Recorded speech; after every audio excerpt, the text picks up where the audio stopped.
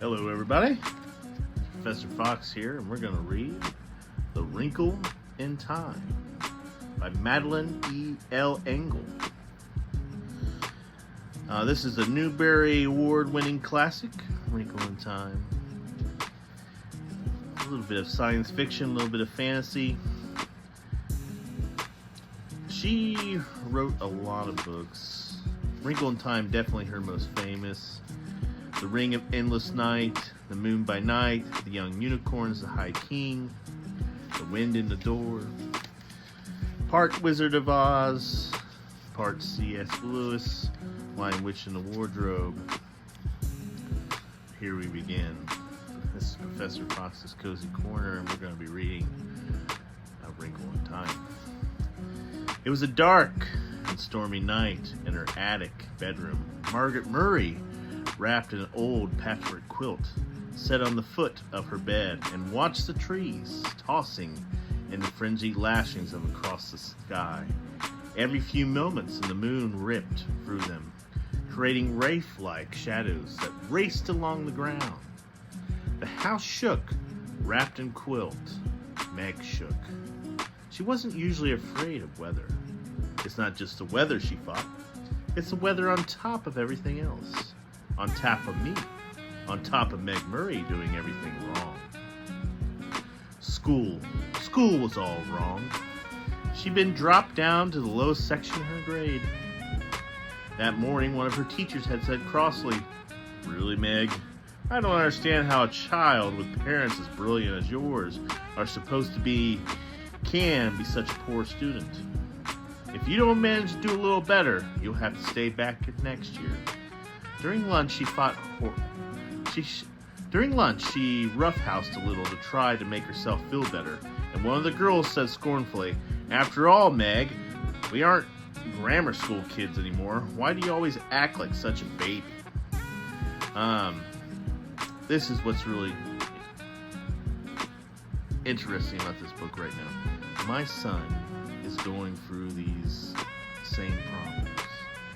Not doing as well at school as you are supposed to do because maybe your parents seem brilliant. You're acting out because you're no longer a grade school student. You are now a middle school student, and you can't just act out that way. You're supposed to be more mature. So you're going through typical things in your childhood. And on the way home from school, walking up the road with her arms full of books, one of the boys had something about her. Dumb baby brother. At this, she threw the books on the side of the road and tackled him with every ounce of strength she had, and arrived home with her blouse torn and a big bruise under one eye. Sandy and Denny's were 10-year-old twin brothers who got home from school an hour earlier than she did, were disgusted.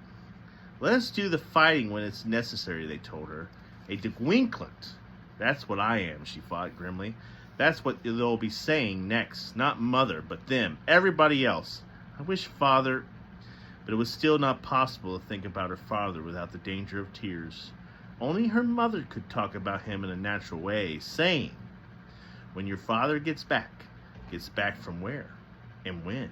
Surely her mother must know what people are saying. Must be aware of the smug, vicious gossip.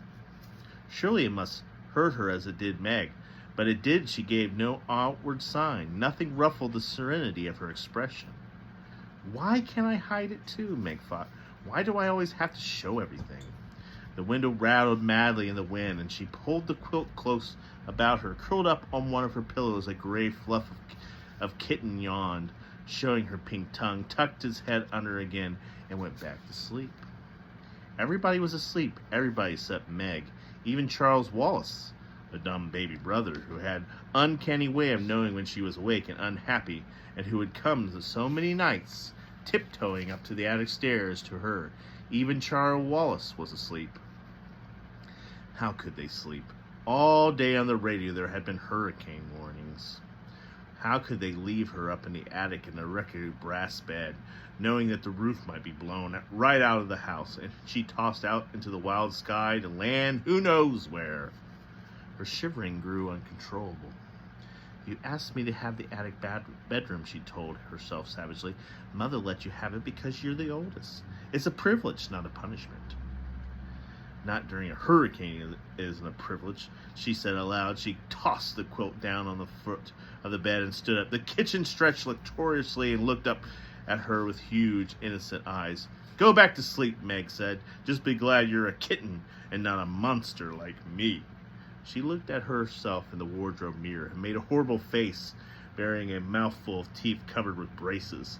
Automatically, she pushed her glasses into position, ran her fingers through her mouse brown hair so that it stood wildly on end, and let out a sigh almost as noisy as the wind. The wide wooden floorboards were cold against her feet. Wind blew in the crevices about the window frame. In spite of the protection the storm slush was surprised to offer, she could hear wind howling in the chimneys from all the way downstairs. She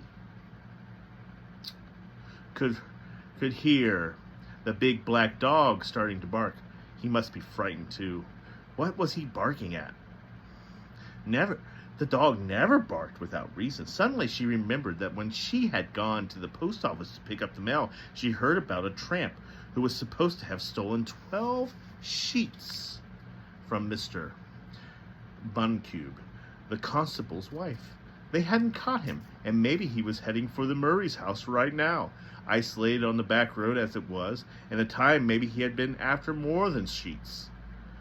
Meg hadn't paid much attention to the talk about the tramp. At the time, because the postmistress was a sugarly smile, had asked if she'd heard from her father lately. She left her little room and made her way through the shadows of the main attic, bumping against the ping-pong table. Now I'll have a bruise on my hip on the top of everything else, she thought. Next, she walked into her old dollhouse, Charles Wallace rocking horse, and the twins' electric trains. Why must everything happen to me, she demanded of a large teddy bear. At the foot of the attic stairs, she stood there still and listened. Not a sound from Charles Wallace's room on the right. On the left, in her parents' room, not a rustle from her mother sleeping alone in the great double bed. She tiptoed down the hall and into the twins' room, pushing again at her glasses as though they could help her to see better in the dark. Denny was snoring. Sandy murmured something about baseball and subsided. The twins didn't have any problems. They weren't great students, but they weren't bad ones either. They were perfectly content with a session of B's and an occasional A or C. They were strong and fast runners and good at games, and when cracks were made about anybody in the Murray family, they weren't made about Sandy and Denny's family. They left the twins' room and went on downstairs, avoiding the creaky 7-step. The dog had stopped barking. It wasn't a tramp this time. Then the fort would go on barking if anybody was around. But suppose the tramp does come. Suppose he has a knife. Suppose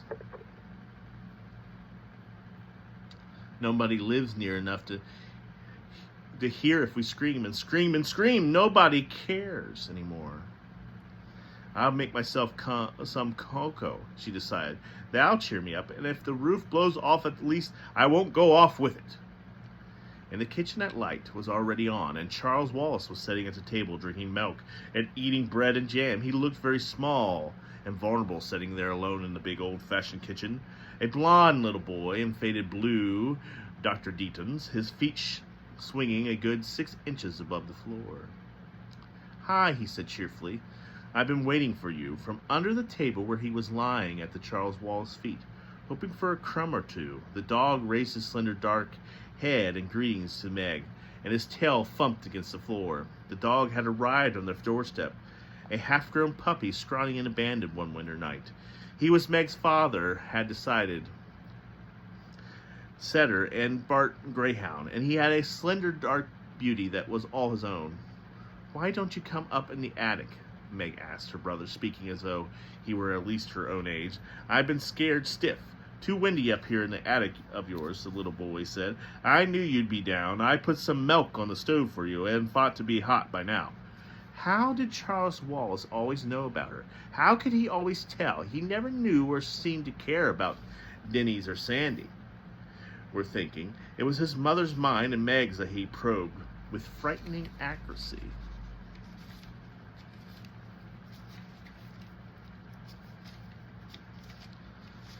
So, we'll stop there. So what about this hurricane?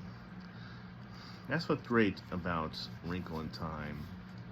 It's relatable to all children go through this ugly duckling stage, or I'm not doing the right things, I'm trying my best, but things just don't seem to work out. That's why Wrinkle in Time is a classic, something relatable. I'll keep reading this, so tune in and we'll check it out next time. This is Professor Fox signing off. Make sure you check out Wrinkle in Time.